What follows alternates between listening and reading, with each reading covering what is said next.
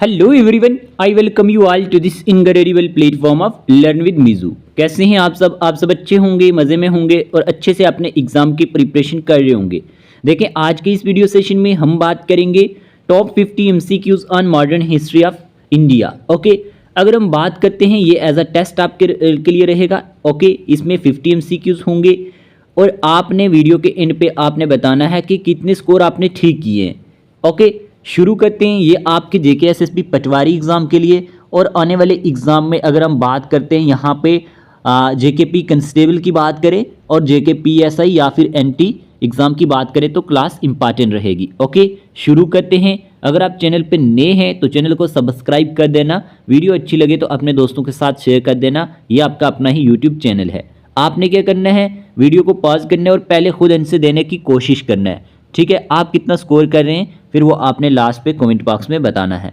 Okay जी, आज का पहला क्वेश्चन स्क्रीन पे आपके सामने। मेरे प्यारे दोस्तों, क्वेश्चन क्या पूछा गया है आपको? The theory of economic drain of India during British imperialism was propounded bye. Option है आपके सामने जवाहरलाल नेहरू, दादा भाई नौरोजी, आर.सी. दत्त, एम.के. गांधी। आपको बताना है कि जो theory of economic drain of India थी ड्यूरिंग ब्रिटिश इंपीरियलिज्म, ये किसने प्रोपाउंडेड की थी।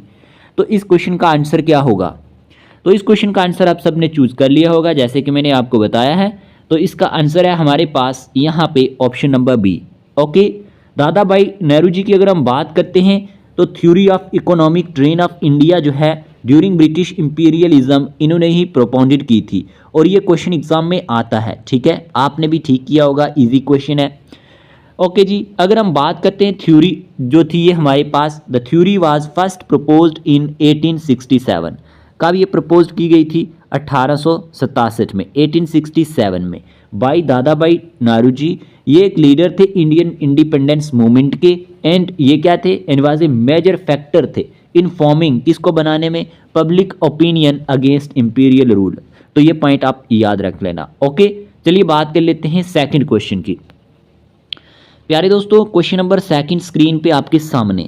क्वेश्चन क्या पूछा गया? The system of competitive examination for civil service was accepted in principle in the year.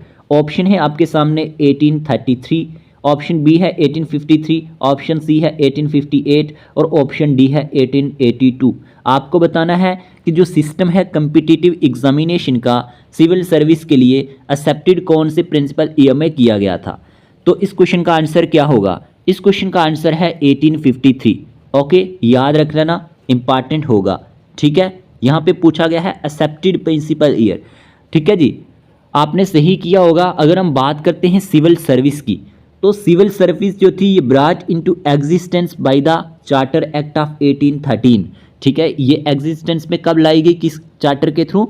Charter act of 1813 के थ्रू। ये पॉइंट याद रख लेना। और सिलेक्शन जो होती थी टू द सिविल सर्विस में वो बेस्ड किस पे होती थी? Based on competitive examination was brought about by the charter act of 1853। दोनों पॉइंट इंपॉर्टेंट हैं, याद रख लेना। Okay, clear. Let's move on to the next question. Question number third आपके सामने स्क्रीन पे क्वेश्चन पूछा गया है आपसे यहाँ पे मेरे प्यारे दोस्तों। Under an agreement with which of the following countries did Subhash Chandra Bose organize the Indian soldiers taken as prisoners by the Axis powers into the Azad Hind फौज। ऑप्शन आपके सामने है चाइना, जर्मनी, इटली, जापान।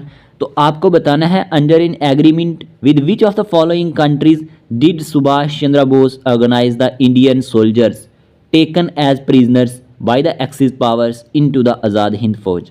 तो इस question का answer है हमारे पास यहाँ पे option number D, Japan. Okay, याद रखना है, इंपॉर्टेंट होगा। Japan is the correct answer.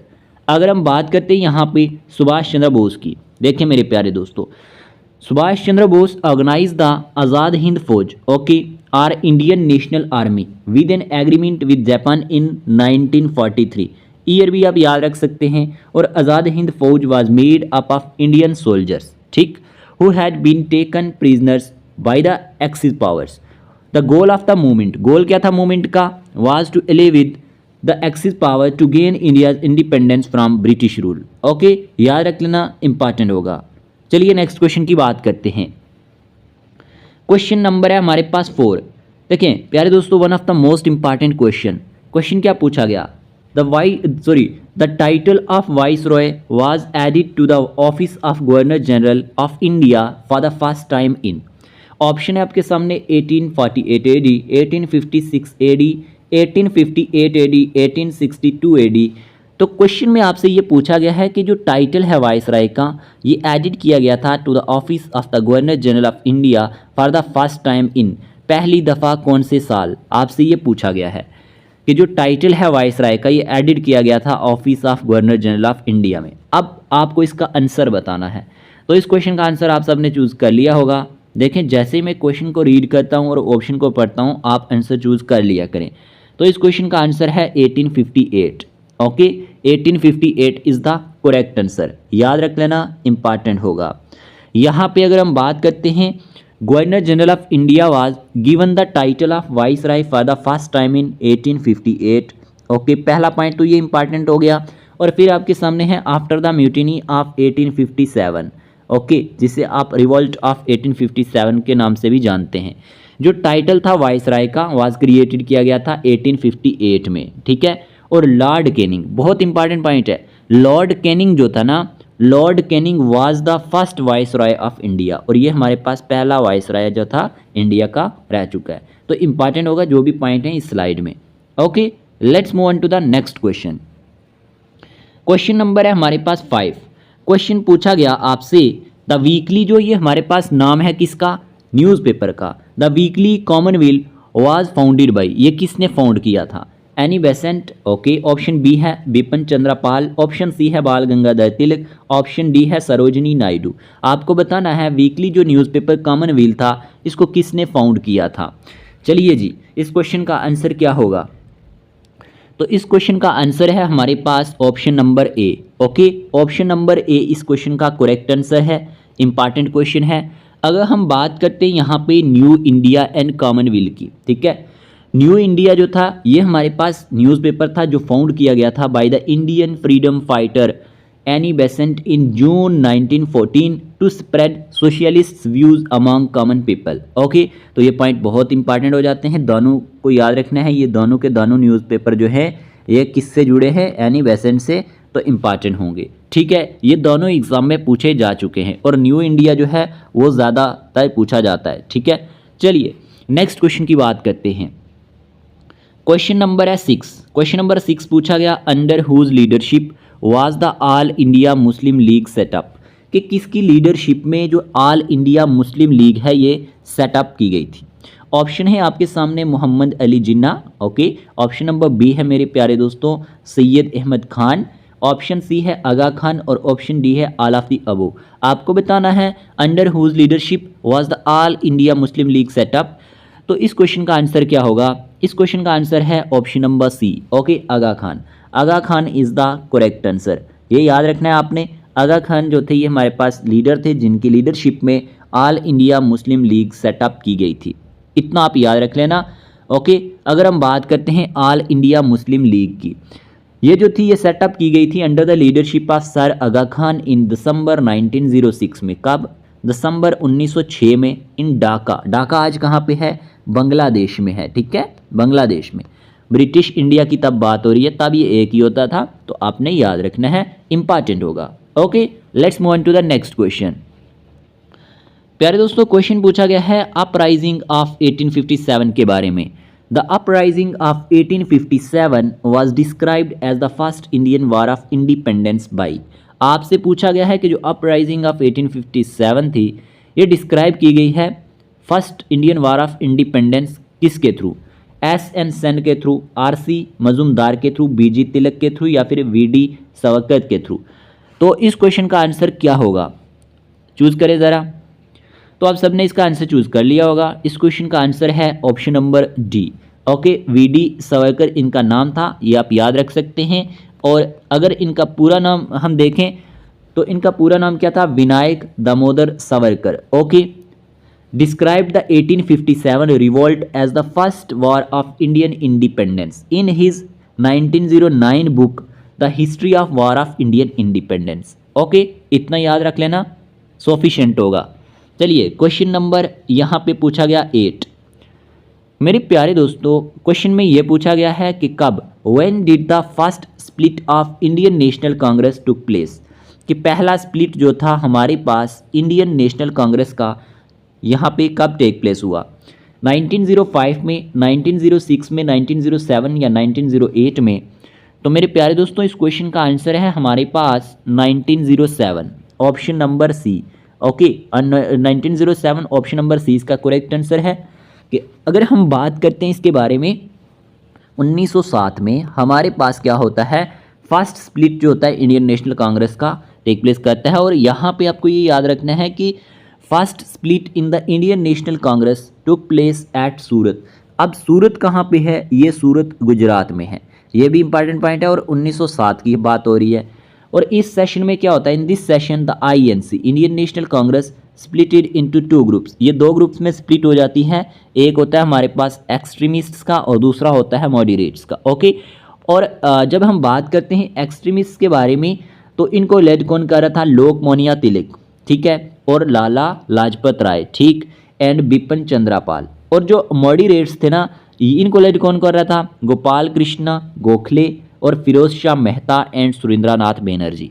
अब ये जो नाम है ना मेरे प्यारे दोस्तों, ये वाले नाम बहुत इंपॉर्टेंट हैं, ये एग्जामिनर कई बार पूछ लेता है।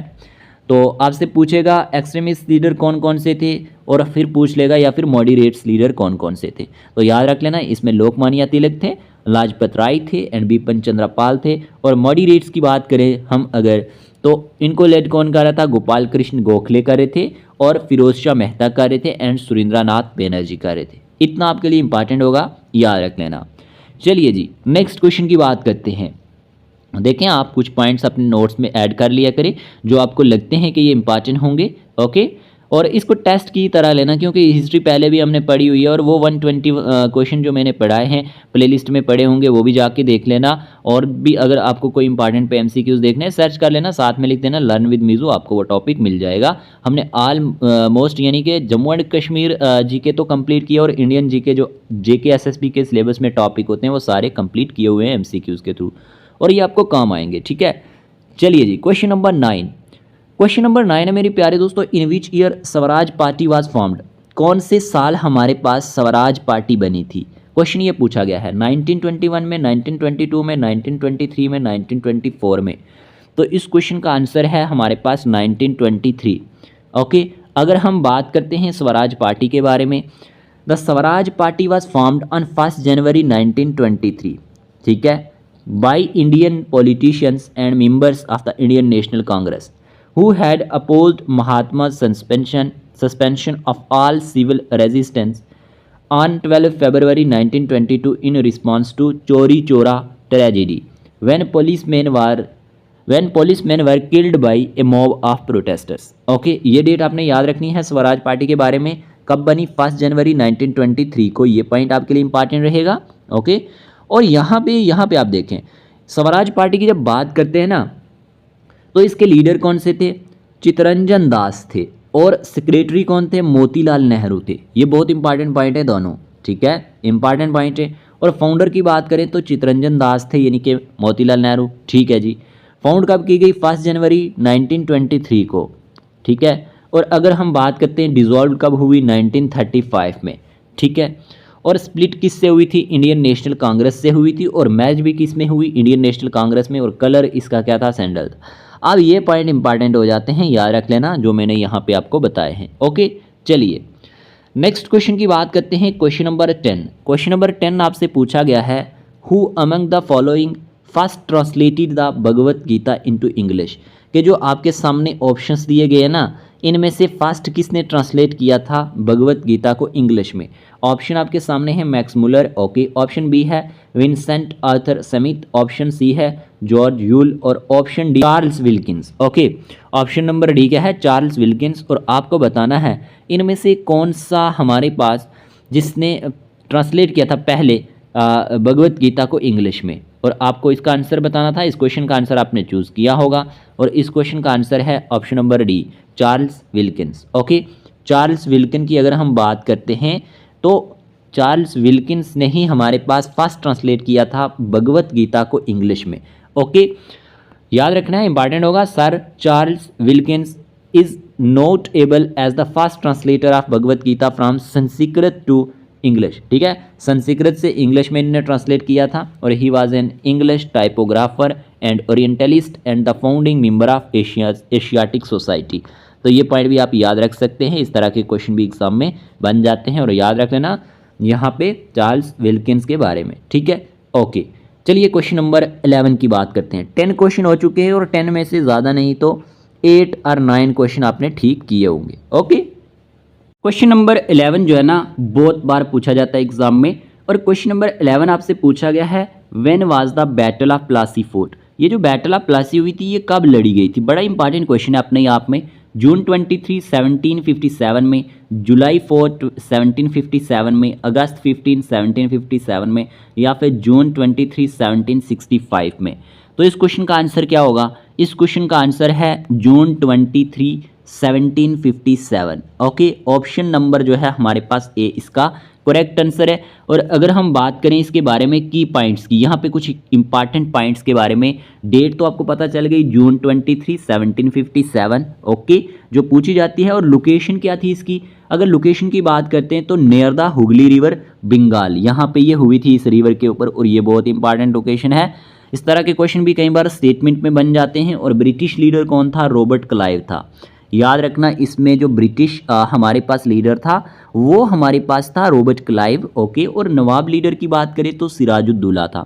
ठीक है, नवाब में से कौन सा था? सिराजुद्दौला। और एलाइज की बात करें तो सिराजुद्दौला हैड फ्रेंच सपोर्ट थी। इसकी क्या थी? फ्रेंच सपोर्ट थी। ओके, और आउटकम क्या हुआ था? ब्रिटिश ईस्ट इंडिया कंपनी की विक्ट्री हुई थी। ठीक है, किसकी विक्ट्री हुई थी? ब्रिटिश ईस्ट इंडिया कंपनी की। ओके, और सिग्निफिकेंस क्या था? एस्टेब्लिश्ड करना ब्रिटिश डोमिनेंस को बंगाल एंड इंडिया में।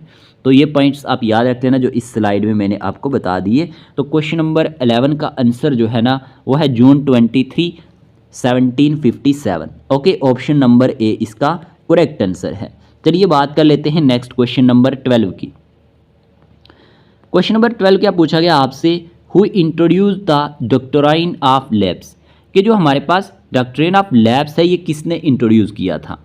लॉर्ड कर्जन ने, लॉर्ड डलहौजी ने, लॉर्ड विल्सले ने, या फिर लॉर्ड माउंटबेटन ने? तो इस क्वेश्चन का आंसर क्या होगा? Who introduce the doctrine of lapse in India? तो इस क्वेश्चन का आंसर है हमारे पास option number B, lord Dalhousie. Okay, important question है। Lord Dalhousie is the correct answer. और लॉर्ड डलहौजी पे क्वेश्चन बनते हैं, आप इन्हें अच्छे से पढ़ लेना। और इसके बारे में एक और क्वेश्चन आपसे पूछा गया है, what was the main objective of doctrine of labs? कि जो हमारे पास डॉक्ट्राइन ऑफ लैब्स था इसके हमारे पास मेन ऑब्जेक्टिव्स क्या थे? To promote trade relations, to expand the British East India Company territory, या फिर to improve local governance, to establish diplomatic ties with other countries? तो इस क्वेश्चन का आंसर क्या था? इस क्वेश्चन का आंसर था option number B, to expand the British East India Company territory. ये इसका क्या था? मेन ऑब्जेक्टिव्स था। ठीक है, और यहाँ पे समझने वाली बात है ना, ये जो स्लाइड है इसको देखना ज़रा। पॉलिसी क्या थी डॉक्ट्राइन ऑफ लैब्स की? क्रिएटर इसके लॉर्ड डलहौजी थे। पहला पॉइंट तो आप ये याद रखेंगे, लॉर्ड डलहौजी। पोजीशन की बात करें तो लॉर्ड डलहौजी क्या थे? गवर्नर जनरल ऑफ इंडिया थे तब। 1848 से लेकर 1856 की अगर हम बात करते हैं मेरे प्यारे दोस्तों, तो यहाँ पे गवर्नर जनरल ऑफ इंडिया रह चुके हैं लॉर्ड डलहौजी। Okay, clear. और यहाँ पे क्या होता है ना मेरे प्यारे दोस्तों, ऑब्जेक्टिव इसका ये था कि एक्सपेंड करना ब्रिटिश एम्पायर टेरिटरी को इंडिया में। अब कैसे? कंडीशन क्या थी इसमें? इसमें कंडीशन ये थी मेरे प्यारे दोस्तों कि अगर if an Indian ruler died without a male heir, कि अगर कोई भी इंडियन रूलर जो होगा वो किसके बगैर मर जाएगा? विदाउट ए मेल हायर के। तो आउटकम उसका ये होगा, नतीजा क्या होगा कि जो किंगडम होगी ना वो ऑटोमेटिकली किसका पार्ट बन जाएगी? ब्रिटिश ईस्ट इंडिया कंपनी का पार्ट बन जाएगी। इसका मतलब ही यही था डॉक्ट्राइन ऑफ लैब्स का। ठीक है, और फिर अफेक्ट क्या होता है कि जो रूलर है वो लूज़ कर देता था अपना राइट रूल करने के लिए। तो यही इसका मकसद था कि जैसे ही कोई भी इंडियन रूलर है वो जैसे ही डाइड होगा विदाउट ए मेल हायर के बगैर, तो जो भी उसकी टेरिटरी होगी वो किसका पार्ट बन जाएगी? Automatically British East India company का। होप आपको ये चीज़ समझ आ चुकी होगी मेरे प्यारे दोस्तों। बात कर लेते हैं नेक्स्ट क्वेश्चन की। क्वेश्चन नंबर 14 आपके सामने है स्क्रीन पे। The ryotwari system was introduced in which region. आपसे पूछा गया है कि जो ये हमारे पास रेटवारी सिस्टम था ये इंट्रोड्यूस कौन से रीजन में किया गया था। ऑप्शन है आपके सामने बॉम्बे, ऑप्शन बी है पंजाब, ऑप्शन सी है कलकत्ता, ऑप्शन डी है उड़ीसा। आपको बताना है इसका आंसर। आपने आंसर चूज कर लिया होगा। तो इस क्वेश्चन का आंसर है मेरे प्यारे दोस्तों बॉम्बे। अगर हम बात करते हैं ना यहाँ पे रेटवारी सिस्टम की, तो इसके बारे में थोड़ा सा देख लेते हैं। देखें, ये नाम आपने याद रखना है कि जो थॉमस मुनरो थे ना, थॉमस मुनरो, ओके, ये गवर्नर ऑफ मद्रास थे। तब क्या थे? ये हमारे पास गवर्नर ऑफ मद्रास थे 1820 से लेकर अगर हम बात करते हैं 1827 के बीच में, ओके। और इन्होंने इंट्रोड्यूस किया था रेटवारी सिस्टम ब्रिटिश इंडिया में कब? 1820 में। ये पॉइंट आप याद रख लेना, ओके। और जो सिस्टम है ये डेवलप्ड हुआ था लेट 18th सेंचुरी में बाय मुनरो के through and captain Alexander read के थ्रू। ये दोनों पॉइंट इंपॉर्टेंट हैं। बाय कैप्टन जो हमारे पास क्या है यहाँ पे अलेक्जेंडर रीड, और दूसरा नाम आपने थॉमस मुनरो को याद रखना है, इंपॉर्टेंट होगा। रेटवारी सिस्टम पे भी क्वेश्चन बनता है और इन दोनों के नाम याद रख लेना, इंपॉर्टेंट होंगे, ओके। चलिए नेक्स्ट क्वेश्चन की बात करते हैं। Question number 15। क्वेश्चन नंबर 15 आपसे पूछा गया which of the following treaties ended the First World War. कौन सी ट्रीटी की वजह से हमारे पास यहाँ पे एंड होता है फर्स्ट वर्ल्ड वार का, ओके। ऑप्शन ए है आपके सामने treaty of Versailles, option B है treaty of Paris, option C है ट्रीटी ऑफ गेंट और ऑप्शन डी है ट्रीटी ऑफ टॉर्डेसिलियस। आपको बताना है इनमें से कौन सी ट्रीटी की वजह से एंड हुआ था फर्स्ट वर्ल्ड वार का, ठीक है। तो इस क्वेश्चन का आंसर क्या होगा? इस क्वेश्चन का आंसर है option number A, treaty of Versailles, okay. अगर हम बात करते हैं इसी ट्रीटी की वजह से हमारे पास एंड होता है फर्स्ट वर्ल्ड वार का, ओके। और यहाँ पे आपको ये पता होना चाहिए ट्रीटी ऑफ वर्साइलियस की बात करते हैं जब हम, ये एक पीस डॉक्यूमेंट था जो साइंड किया गया था at the end of world war first by allied and associated powers and by Germany in the hall of mirrors in the palace of Versailles, okay. और ये याद रखना ये कहाँ पे है? ये फ्रांस में है मेरे प्यारे दोस्तों, ठीक है, फ्रांस में। और ये कब हुआ? ऑन जून 28, 1919 में, और it took force on January 10, 1920। तो ये दोनों डेट्स भी आप याद रख सकते हैं इस ट्रीटी के बारे में। और फर्स्ट वर्ल्ड वार का एंड इसी के थ्रू हुआ था। होप आपने ये क्वेश्चन भी ठीक किया होगा, ये भी एक इंपॉर्टेंट क्वेश्चन था, ओके। चलिए बात करते हैं मेरे प्यारे दोस्तों नेक्स्ट क्वेश्चन की। क्वेश्चन नंबर 16 आपके सामने है the Indian National Congress was founded in which year. ये भी इंपॉर्टेंट क्वेश्चन है और इजी क्वेश्चन है, ओके। इससे इजी कोई भी क्वेश्चन नहीं आ सकता एग्जाम में। The Indian National Congress was founded in which year? 1885, 1905, 1920, 1942। तो इस क्वेश्चन का आंसर है ऑप्शन नंबर ए, 1885, ओके। याद रखना है the Indian National Congress was founded in 1885, याद रखना, ओके। और यहाँ पे ना कुछ इंपॉर्टेंट पॉइंट्स याद रखने हैं आपने। देखिए ऑन 28 दिसंबर 1885 की जब बात करें अगर हम, तो Indian National Congress was founded at Gokuldas Tejpal Sanskrit college in Bombay, okay. ये कहाँ पे हमारे पास फाउंड की गई थी? गोकुलदास तेजपाल जो हमारे पास संस्कृत कॉलेज था बॉम्बे में। और इसके 72 डेलीगेट्स थे। कितने डेलीगेट्स थे जी? 72 डेलीगेट्स थे जिन्होंने, जो अटेंडेंस में थे, जिन्होंने इसको प्रेजेंट किया, ओके। ये आपने याद रखना है। और ह्यूम ने, A.O. ह्यूम आपने नाम सुना होगा। Hume assumed office as the general secretary and जो हमारे पास उमेश चंद्र बैनर्जी थे ना, ये ऑफ कलकत्ता के, ये इलेक्ट किए गए थे इसके प्रेसिडेंट। दोनों नाम याद रख लेना, इंपॉर्टेंट होंगे। एक ये नाम आपने याद रखना है और दूसरा A.O. ह्यूम का भी नाम याद रखना है, ठीक है, इंपॉर्टेंट होगा। और कब? ऑन 28 दिसंबर 1885 को इंडियन नेशनल कांग्रेस जो है ये फाउंड की गई थी। अगर आपसे कोई पूछे कहाँ पे की गई थी और आप बताएंगे Gokuldas Tejpal Sanskrit college, okay, important होगा। चलिए let's move on to the next question. Question number 17 पूछा गया है मेरे प्यारे दोस्तों, एक सेकंड। क्वेश्चन नंबर 17 ये पूछा गया है कि when was the Simon Commission appointed. Simon Commission appoint कब किया गया था? आपसे क्वेश्चन में ये पूछा गया है 1920, 1927, 1935, 1942। तो इस क्वेश्चन का आंसर है हमारे पास 1927, ओके। 1927 की जब हम बात करते हैं 1927 की, तो साइमन कमीशन यहाँ पे अपॉइंट किया जाता है। अगर इसके बारे में बात करते हैं पर्पज़ क्या था साइमन कमीशन का, तो यहाँ समझने की कोशिश करते हैं। The purpose of the Simon commission was to check, क्या चेक करना था? The government administration in India. Okay, in November की अगर हम बात करते हैं, नवंबर 1927 की, तो ब्रिटिश गवर्नमेंट ने डिक्लेयर किया था application of Indian statutory commission. Okay, और इसका एम क्या था? The aim of this commission was to examine, okay, इसमें एग्जामिन करना था आपको गवर्नमेंट ऑफ इंडिया एक्ट 1919 को, जो गवर्नमेंट ऑफ इंडिया 1919 था उसको देखना था। और कमीशन जो है ये अराइव्ड हुआ इंडियन सब कंटिनेंट में 1928 में, ठीक है, 1928 में, टू स्टडी करने के लिए किसको? Constitutional reforms in British India. तो ये पॉइंट आप याद रख लेना, इंपॉर्टेंट होगा, कई बार ये एग्जाम में क्वेश्चन आता है। इसका पर्पज़ क्या था? The purpose of the Simon commission was to check the government administration in India. और नवंबर 1927 में ब्रिटिश गवर्नमेंट ने डिक्लेयर किया था application of Indian statutory commission. Okay, और इसका एम था कमीशन का एग्जामिन करना गवर्नमेंट ऑफ इंडिया एक्ट 1919 को। तो ये आप याद रख सकते हैं। Okay, clear. चलिए बात कर लेते हैं नेक्स्ट क्वेश्चन की। क्वेश्चन क्या पूछा गया है नेक्स्ट आपके सामने है क्वेश्चन नंबर 18।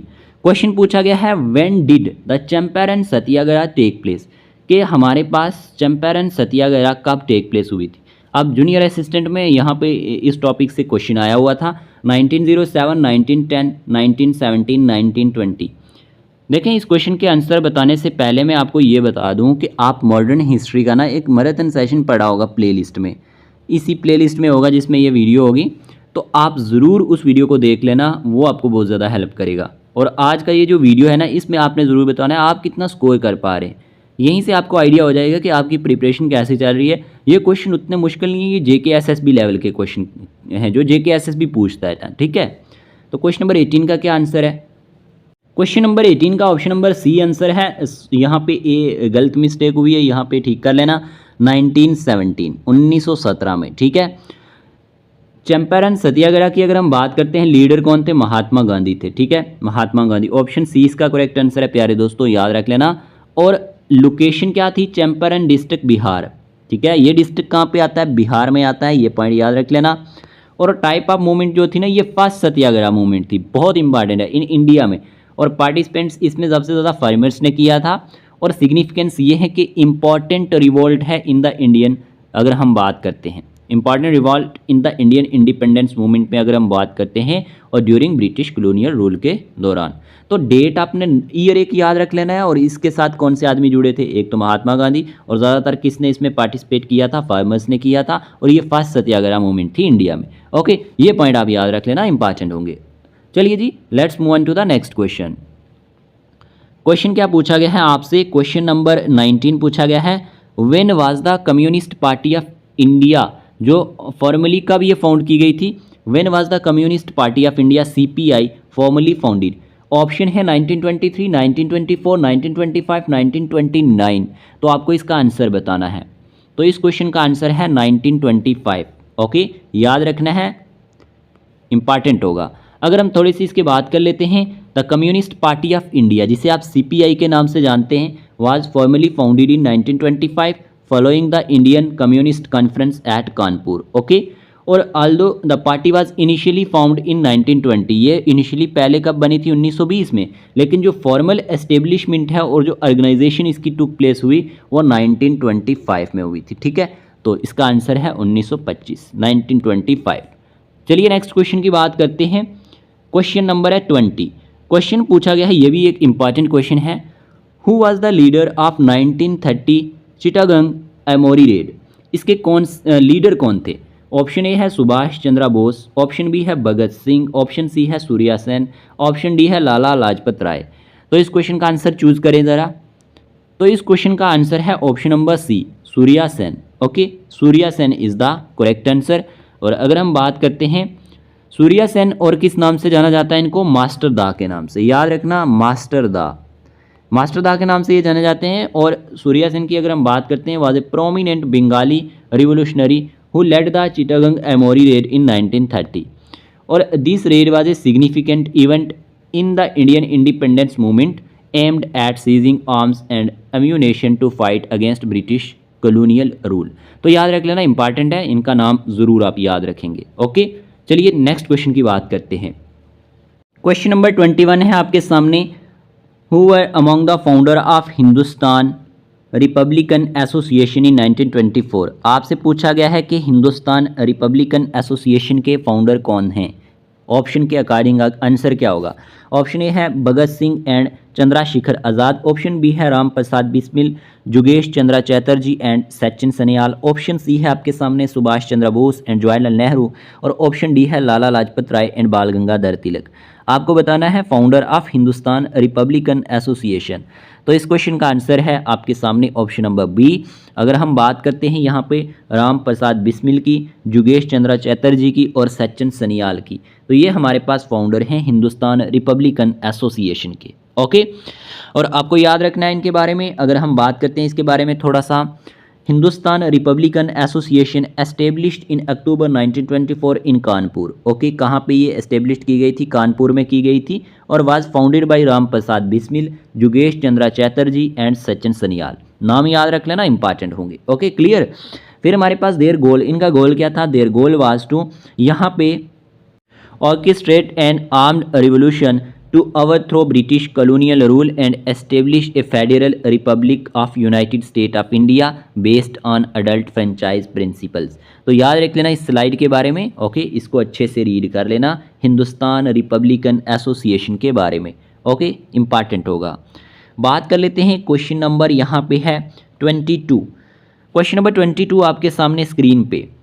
क्वेश्चन को रीड करें और आंसर देने की कोशिश करें। चलिए, क्वेश्चन क्या है। Who presided over the first round table conference held in 1930। Okay, आपसे पूछा गया है कि किसने प्रिजाइड किया था। ये हुई कहाँ पे थी, ये हुई थी लंदन में। ओके, लेकिन आपसे क्वेश्चन में ये पूछा गया है कि इसको प्रिजाइड किसने किया था। ऑप्शन ए है Winston Churchill. Okay, option B है रामसे मैकडोनल्ड, ऑप्शन सी है जॉर्ज फिफ्थ और ऑप्शन डी है नेविले चैम्बरलेन। तो आपको बताना है इस क्वेश्चन का आंसर क्या होगा।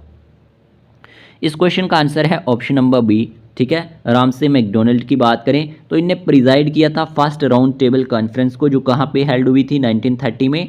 ये हमारे पास यहाँ पे लंदन में हुई थी। ओके, याद रखना। अगर हम बात कर लेते हैं इसके बारे में, first round table conference which took place in 1930 was presided over by Ramsay McDonald, the British prime minister at that time. ये तब क्या थे, ये ब्रिटिश प्राइम मिनिस्टर थे। ओके मेरे प्यारे दोस्तों, देखें ना, इस तरह के क्वेश्चन भी एग्जाम में बन जाते हैं। और conference was inaugurated by King George V, but it was MacDonald who chaired the proceedings। तो आप याद रख लेना। ओके, इंपॉर्टेंट होगा। बात कर लेते हैं नेक्स्ट क्वेश्चन की। क्वेश्चन नंबर है हमारे पास 23। Who was the first president of the all India Kisan सभा AIKS एस्टेब्लिश्ड इन 1936। कि जो ऑल इंडियन किसान सभा है ना, ये एस्टेब्लिश्ड कब हुई, 1936 में हुई। और इसके फर्स्ट प्रेसिडेंट कौन थे, आपसे क्वेश्चन में इतना पूछा गया है। ऑप्शन ए है जवाहरलाल नेहरू, ऑप्शन बी है सुभाष चंद्र बोस और ऑप्शन सी है स्वामी यहाँ पे शाहजानंद सरस्वती और ऑप्शन डी है महात्मा गांधी। तो इस क्वेश्चन का आंसर क्या होगा।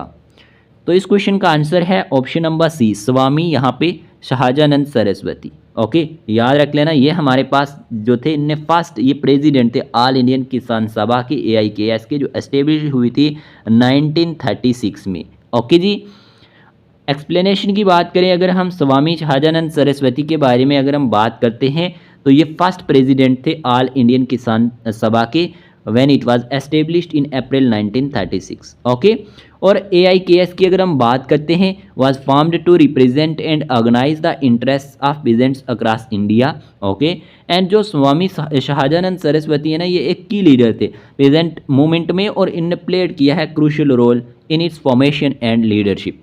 तो ये स्लाइड आप याद रख लेना, काम आएगी। Let's move on to the next question. Next question मेरे प्यारे दोस्तों आपसे पूछा गया है who called Subhash Chandra Bose as Desh Nayak. कि सुभाष चंद्र बोस को देश नायक किसने कहा है।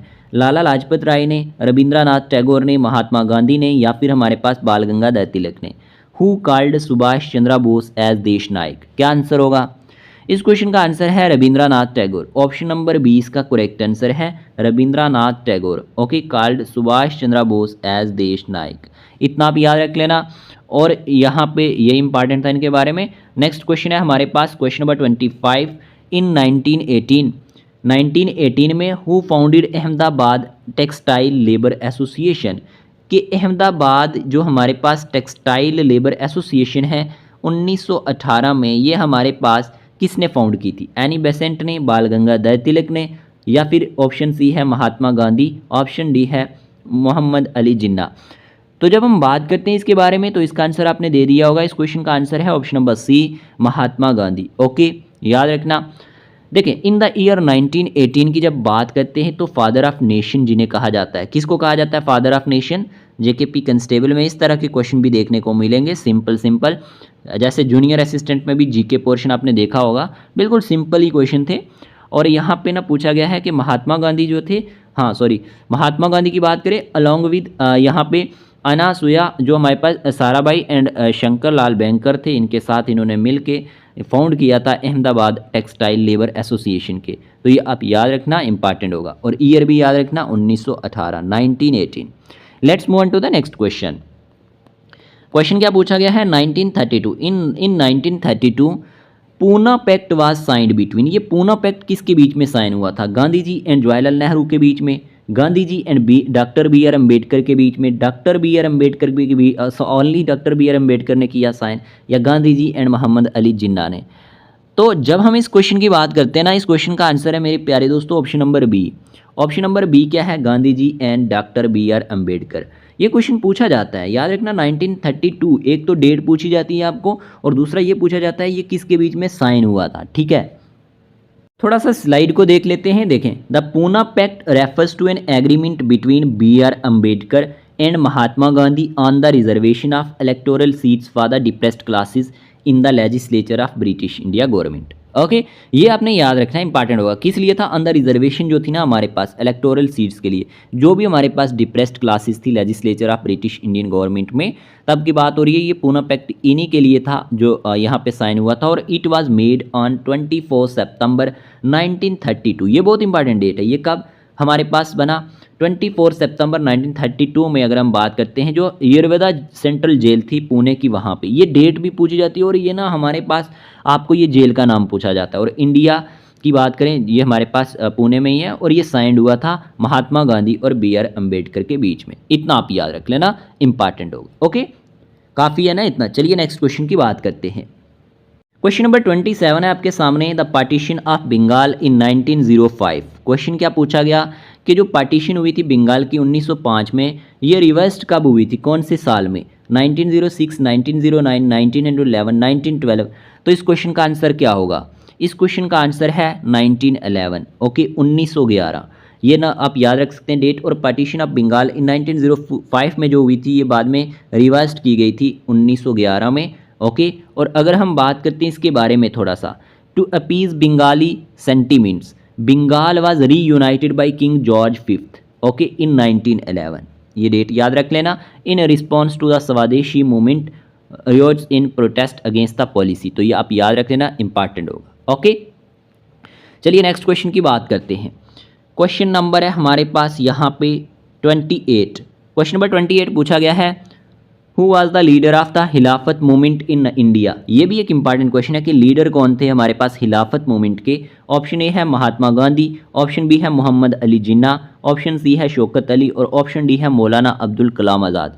तो जब हम बात करते हैं ना लीडर ऑफ खिलाफत मूवमेंट की इंडिया में मेरे प्यारे दोस्तों, तो इस क्वेश्चन का आंसर है Shaukat Ali. According to option Shaukat Ali भी इसका आंसर है। लेकिन आपको ये भी याद रखना है कि यहाँ पे ना जैसे Mahatma Gandhi option number A है, यहाँ पे एक चीज़ बताता हूँ। देखें, मोहम्मद अली एंड शौकत अली, ये दोनों नाम तो आप याद रखेंगे। जैसे कि हैं मोहम्मद अली एंड शौकत अली, ये जाने जाते हैं अली ब्रदर्स के नाम से। किस नाम से? अली ब्रदर्स के नाम से। इन्होंने लेड किया था खिलाफत मूवमेंट को, अलॉन्ग विद महात्मा गांधी ने भी इनका साथ दिया था।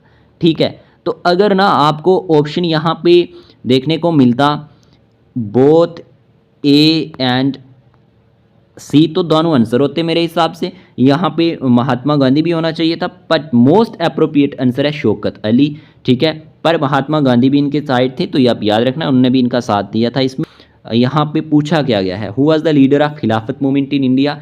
तो शौकत अली तो हैं ही, लेकिन महात्मा गांधी भी इनके साथ थे। ठीक है, यहाँ पे आप देख सकते हैं अलॉन्ग विद महात्मा गांधी, तो ए एंड सी दोनों ही आंसर होने चाहिए थे मेरे हिसाब से। ठीक है, तो आपको इतना पता होना चाहिए। ओके, चलिए नेक्स्ट क्वेश्चन की बात करते हैं।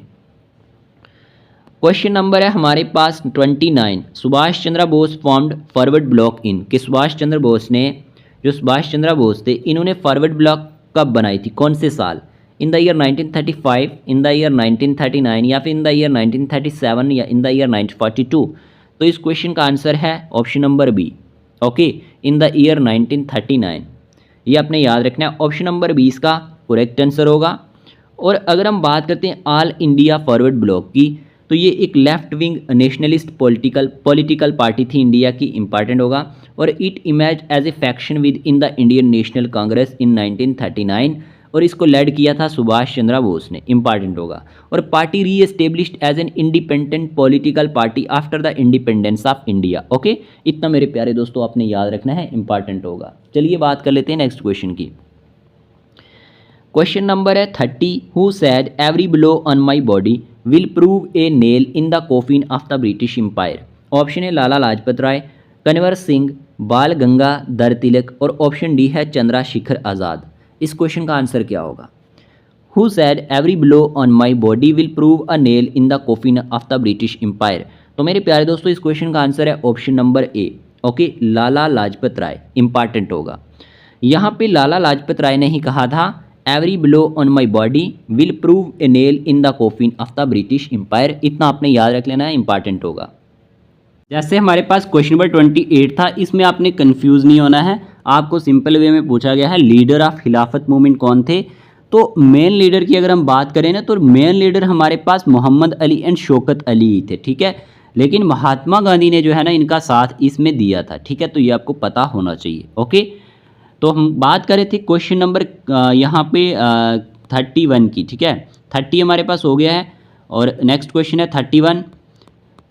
देखिए 31 क्वेश्चन पे जाने से पहले अगर आपको हमारे नोट्स की पीडीएफ चाहिए, बहुत सारे एस्पिरेंट हमें मैसेज करते रहते हैं कि आपके लेक्चर्स की पीडीएफ कहाँ मिलेंगी। तो मैं आपको डेली बताता हूँ कि अगर आपको हमारे पीडीएफ चाहिए रिवीजन सीरीज़ के लिए, आपको रिवीजन करना है, तो कंप्लीट आपको 2000 प्लस एमसीक्यूज़ जो हमें मिल जाएंगे आपको पीडीएफ फॉर्म में ना, जम्मू एंड कश्मीर जीके के, जिसमें ना आपको 50 से 70 एमसीक्यूज़ हर एक टॉपिक पे मिल जाएंगे, ठीक है। जितने भी topic Jammu and Kashmir GK के हैं ना, उस पे हर एक टॉपिक पे 50 से 70 एमसीक्यूज़ मिल जाएंगे। आप प्लेलिस्ट में जाना, वीडियो चेक कर लेना, वो सारे एमसीक्यूज़ आपको मिल जाएंगे। और कंप्लीट कंप्यूटर के 2000 एमसीक्यूज़ मिलेंगे शॉर्ट एक्सप्लेनेशन के साथ, टॉपिक वाइज। इसमें शॉर्ट ब्रीफली थ्योरी भी होगी। और ख़ास बात यह है कि आपको प्रीवियस ईयर क्वेश्चन भी मिल जाएंगे जो पूछे गए हैं एसएससी में या जेकेएसएसबी में, सीजीएल में, इस तरह से बैंकिंग में। और अगर हम बात करते हैं साइंस के एमसीक्यूज़ प्लस थ्योरी नोट्स मिल जाएंगे, जैसे फॉरेस्टर का आपका एग्जाम है उसके लिए इंग्लिश के नोट्स मिल जाएंगे प्रैक्टिस सेट के साथ। अगर आपको इंग्लिश को प्रैक्टिस करना है और आपको इंग्लिश के नोट्स चाहिए तो ये भी मिल जाएंगे। और ख़ास करके इंडियन जीके भी मिल जाएगी और इम्पॉर्टेंट करंट अफेयर एमसीक्यूज़ भी आपको मिलेंगे। और इसमें जम्मू एंड कश्मीर के करंट अफेयर्स भी होंगे।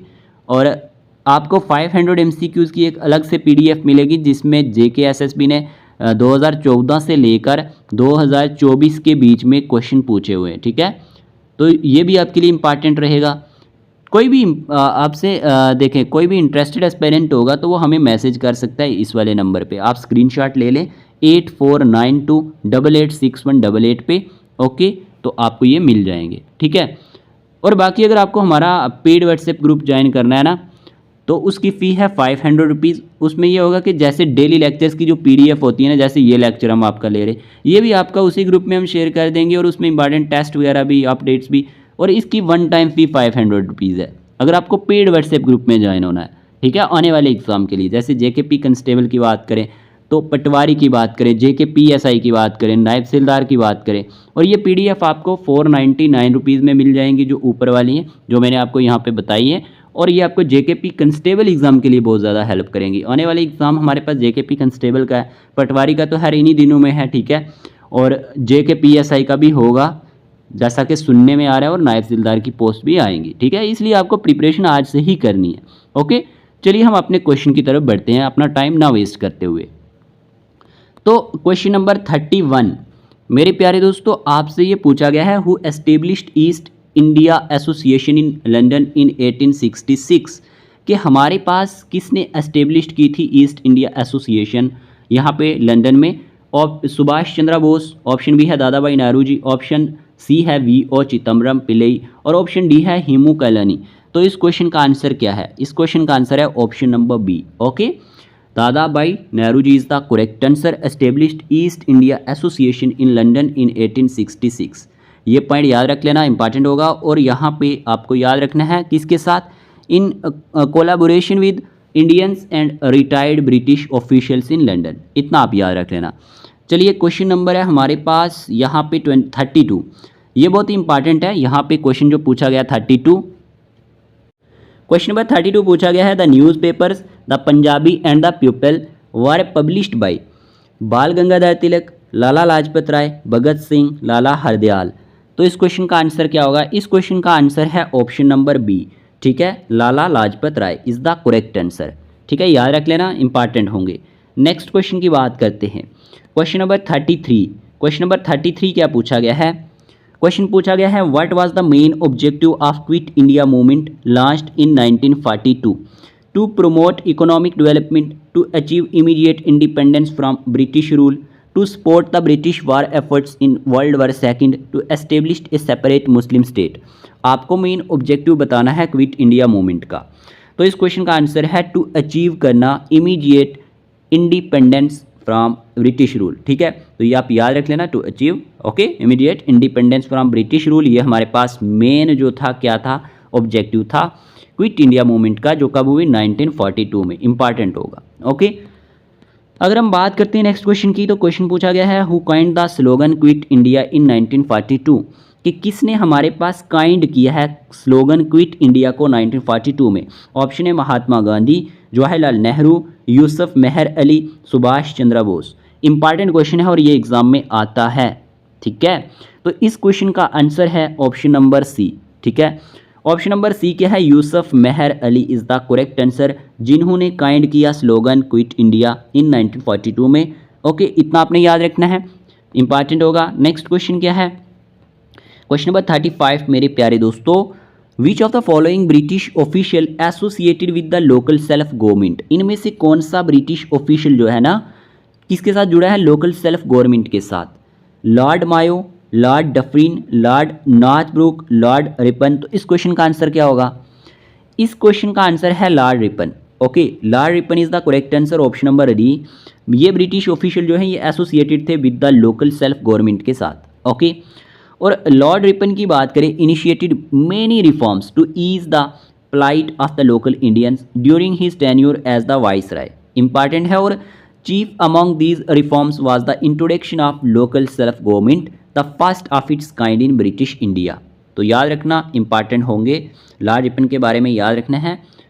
और नेक्स्ट क्वेश्चन की बात करते हैं, अगर हम क्वेश्चन नंबर यहाँ पे पूछा गया है, who was the viceroy when the Jallianwala Bagh massacre took place, कि जब हमारे पास जलियांवाला बाग मैसेकर हुआ था तो तब वाइसराय कौन था।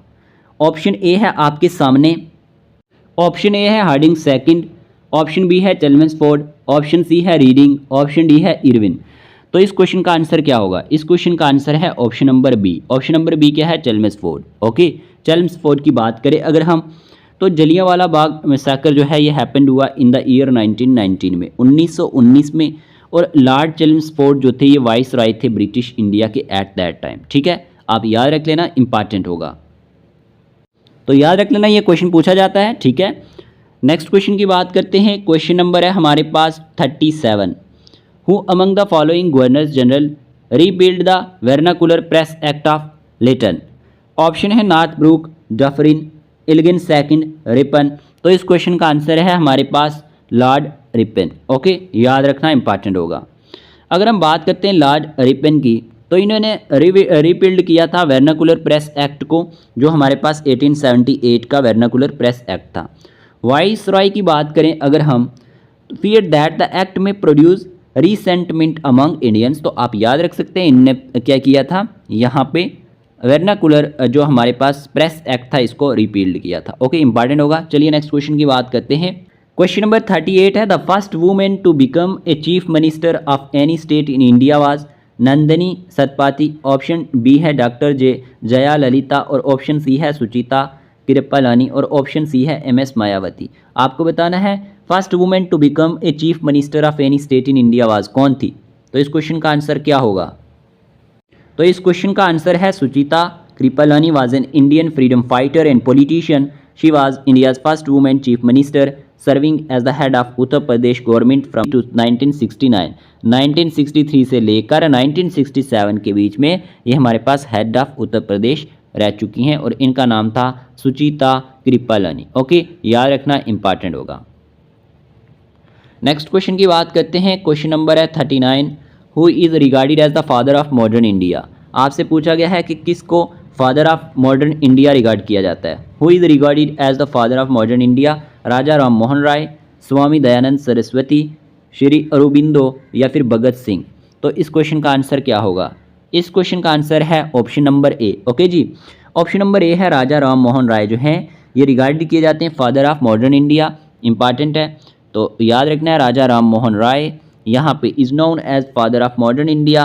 ठीक है, इंपॉर्टेंट होगा। नेक्स्ट क्वेश्चन की बात करते हैं।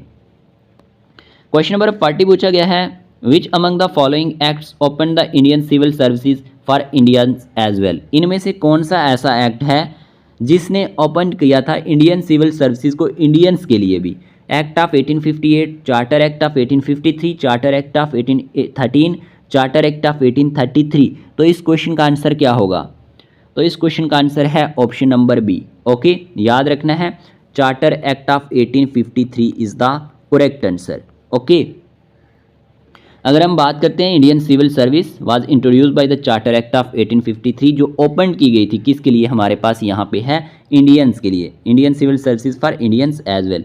ओके, क्वेश्चन नंबर 41 है आपके सामने। यहाँ पे self respect movement was initiated by, option है आपके सामने ज्योतिबा फुले, ऑप्शन बी है श्री नारायणा गुरु, ऑप्शन सी है डॉक्टर टी.एम. नायर और ऑप्शन डी है ई.वी. रामास्वामी नायकर। तो इस क्वेश्चन का आंसर क्या होगा? इस क्वेश्चन का आंसर है डी.ई. Ramaswamy Naicker. Okay, option number D इसका करेक्ट आंसर है। Self respect movement was initiated by ई.वी. रामास्वामी नायकर। ओके, इंपॉर्टेंट होगा। और अगर हम बात करते हैं इन्हें और एक नाम से जाना जाता है परियार के नाम से, जिनने फाउंडेड की थी सेल्फ रिस्पेक्ट मूवमेंट 1925 में, 1925 में, तमिलनाडु इंडिया में। Okay, let's move on to the next question. Question पूछा गया है, who was affectionately called grand old man of India. इनमें से grand old man of India के नाम से कौन जाना जाता है? दादा भाई नेहरू, बहादुर शास्त्री, राजेंद्र प्रसाद या फिर हमारे पास बिपिन चंद्र पाल। तो आपको पूछा गया है, जो ऑप्शन है आपके सामने दादा भाई नेहरू जी और फिर आपसे पूछा गया है लाल बहादुर शास्त्री, राजेंद्र प्रसाद और बिपिन चंद्र पाल। इनमें से grand old man of India के नाम से कौन जाना जाता है? तो इस क्वेश्चन का आंसर है दादा भाई नेहरू जी। ओके, ये हमारे पास करेक्ट आंसर है। Grand old man of India के नाम से जाने जाते हैं। दादा भाई नेहरू जी की बात करें तो ये grand old man of India के नाम से जाने जाते हैं और he is most famous for his brain of wealth theory के लिए जाने जाते हैं। शुरू में आपको पढ़ाया था। और दादा भाई नेहरू जी की बात करें तो became the president of Indian National Congress 3 times और ये 3 बार हमारे पास president of Indian National Congress भी रह चुके हैं। ओके, चलिए नेक्स्ट क्वेश्चन की बात करते हैं। Question number 43, who return his knighthood title after Jallianwala Bagh massacre. कि किसने अपना जो है ना नाइटहुड का टाइटल वो वापस ले लिया था? और ऑप्शन है doctor B R Ambedkar, Rabindranath Tagore, Mahatma Gandhi, Bal Gangadhar तिलक। तो यहाँ पे अगर हम बात करते हैं Rabindranath Tagore is the correct answer. ठीक है, रविंद्रनाथ टैगोर। अगर हम बात करते हैं Rabindranath Tagore received the news of the massacre by 22 May 1919। Okay, और he tried to arrange a protest meeting in Calcutta and finally decided to renounce his British knighthood as a symbolic act of protest. तो याद रखना, इनको जो knighthood का title मिला था इनने रिटर्न किया था और किस लिए किया था ये भी आपको पता होना चाहिए। यहाँ पे आफ्टर जब जैसे ही जलियांवाला बाग मैसेकर हुआ था उसके बाद। ओके, चलिए let's move on to the next question. Question number 44 पूछा गया आपसे, which freedom fighter had established Indian National Army to free India from the British rule? Bhagat Singh, Subhash Chandra Bose, Chandrashekhar Azad, Veer Savarkar. तो इस क्वेश्चन का आंसर है सुभाष चंद्र बोस। ओके, सुभाष चंद्र बोस जो हैं ये फ्रीडम फाइटर जो हैं इनने एस्टेब्लिश किया था इंडियन नेशनल आर्मी को टू फ्री करना इंडिया को फ्रॉम ब्रिटिश रूल से। और सुभाष चंद्र बोस क्या थे? एक इंडियन फ्रीडम फाइटर थे जो बिलीव रखते थे किसमें? Who believe that violent protest against British rule was justified और ही फाउंडेड द फेमस आज़ाद हिंद फौज। और इन्होंने फेमस आज़ाद हिंद फौज भी फाउंड की थी। ओके, क्वेश्चन नंबर 45 पूछा गया है, who among the following had played the lead role in Bardoli Satyagraha. Option A है सरदार वल्लभ भाई पटेल, ऑप्शन बी है तिलका मंझी, और ऑप्शन सी है चंद्रशेखर आज़ाद और ऑप्शन डी है सुभाष चंद्र बोस। आपको बताना है यहाँ पे कि इनमें से किसने प्लेड किया है बरदौली सत्याग्रह में इम्पॉर्टेंट रोल। तो अगर हम बात करते हैं यहाँ पे इस क्वेश्चन का आंसर है सरदार वल्लभ भाई पटेल। ओके, इंपॉर्टेंट होगा। और अगर हम बात करते हैं बरदौली सत्याग्रह की, ये कब हुई थी? 1928 में हुई थी। ये एक मूवमेंट थी in the independence struggle led by Sardar Vallabh Bhai Patel for the farmers of Bardoli against the injustice raising of taxes. तो ये आप याद रख लेना, इंपॉर्टेंट होगा।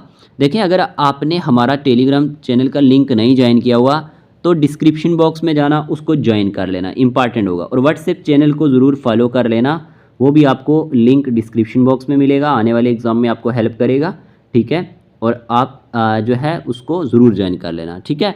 नेक्स्ट क्वेश्चन क्या है हमारे पास यहाँ पे? Question number 46, in which year was the Chicago conference of world religions held that included Swami Vivekananda's talk on religion as one of its highlights? Option है 1889, ऑप्शन बी है 1882, option C है 1893 और option D है 1978। तो आपको बताना है in which year was the Chicago conference of world religions held that included Swami Vivekananda's talk on religion as one of its highlights. तो इस क्वेश्चन का आंसर है 1893, ठीक है। याद रखना है ऑप्शन नंबर जो हमारे पास सी है ये करेक्ट आंसर है, आपने ठीक किया होगा। और स्वामी विवेकानंदा की अगर हम बात करते हैं 1893 में gave the speech in Chicago और he said that I am proud to belong to a religion which has taught the world both tolerance and universal acceptance. We believe not only in universal toleration but we accept all religions as true. तो याद रख लेना, important होगा। Next question की बात करते हैं। Question number 47, the Khilafat movement of 1920 was organized as a protest against the injustice done to. जिस खिलाफत मूवमेंट की हमने पहले बात करी थी वही क्वेश्चन है कि जो ये 1920 की खिलाफत मूवमेंट थी, अगर हम इस खिलाफत मूवमेंट की बात करते हैं तो ये ऑर्गेनाइज की गई as a protest against the injustice done to Turkey, Egypt, Afghanistan, Iraq. तो इस क्वेश्चन का आंसर है option number A Turkey. Okay, याद रखना, इंपॉर्टेंट होगा। चलिए, Khilafat movement of 1920 was organized as a protest against the injustice done to Turkey. तो ये आप याद रखना, इंपॉर्टेंट होगा। ओके, और उसके बाद बात करते हैं यहाँ पे क्वेश्चन नंबर 48 की, when was Indian national flag adopted. आपसे पूछा गया है कि इंडियन नेशनल फ्लैग कब अडॉप्ट किया गया था? 12 जुलाई 1947, 12 अगस्त 1947, 22 अगस्त 1947 या 22 जुलाई 1947। तो इस क्वेश्चन का आंसर है 22 जुलाई 1947। ओके, ऑप्शन नंबर सी इसका करेक्ट आंसर है। और national flag of India was adopted in it form during the meeting of Constituent Assembly held on 22 July 1947, a few days before India's independence from the British on 15 August 1947। ये point याद रख लेना, इस तरह के question exam में आते हैं और ये स्लाइड आपके लिए इंपॉर्टेंट रहेगी। क्वेश्चन नंबर है हमारे पास 49, who founded the servant of Indian society 1905। कि किसने फाउंड किया था सर्वेंट ऑफ इंडियन सोसाइटी 1905 में? 1905 में सैयद अहमद खान, एनी बेसेंट और राजा राम मोहन राय, गोपाल कृष्ण गोखले। इंपॉर्टेंट क्वेश्चन है, तो इस क्वेश्चन का आंसर है गोपाल कृष्ण गोखले। देखें, ये वाली मूवमेंट सोशियो रिलीजियस रिफॉर्म्स जो मूवमेंट है, और ये आप ज़रूर पढ़ के जाना, इंपॉर्टेंट होगी। गोपाल कृष्ण गोखले की बात करें अगर, तो Gopal Krishna Gokhale servants of Indian society was founded on 12 June 1905। Okay, चलिए, क्वेश्चन नंबर है हमारे पास 50, who was the founder of Rama Krishna mission. Rama Krishna mission के फाउंडर कौन हैं? रविंद्रनाथ टैगोर हैं, आत्माराम पंडुरंग हैं, या फिर हमारे पास स्वामी विवेकानंदा हैं या स्वामी दयानंद हैं। आपको बताना है founder of Rama Krishna mission कौन है? Rabindranath Tagore, Atmaram Pandurang. Okay, option C Swami Vivekananda और ऑप्शन डी स्वामी दयानंद। और इस क्वेश्चन का आंसर आप क्या करेंगे? कमेंट बॉक्स में बताएंगे, ठीक है। ये आपके लिए क्वेश्चन है और आपने 50 में से कितना स्कोर किया वो आप कमेंट बॉक्स में ज़रूर बताएंगे। इससे आपको पता चलेगा कि आपकी प्रिपरेशन कैसी चल रही है। होप आपको ये सेशन अच्छा लगा होगा। ऐसे ही और सेशन के लिए आप हमारे चैनल को सब्सक्राइब कर सकते हैं, ठीक है। हम आपके लिए ही कोशिश करते हैं कि आपका एग्ज़ाम अच्छा हो जाए और आपकी रिक्वेस्ट पे ही वीडियोस डालते हैं, ठीक है जी। मिलते हैं नए लेक्चर के साथ, तब तक अपनी हेल्थ का भी ध्यान रखिएगा।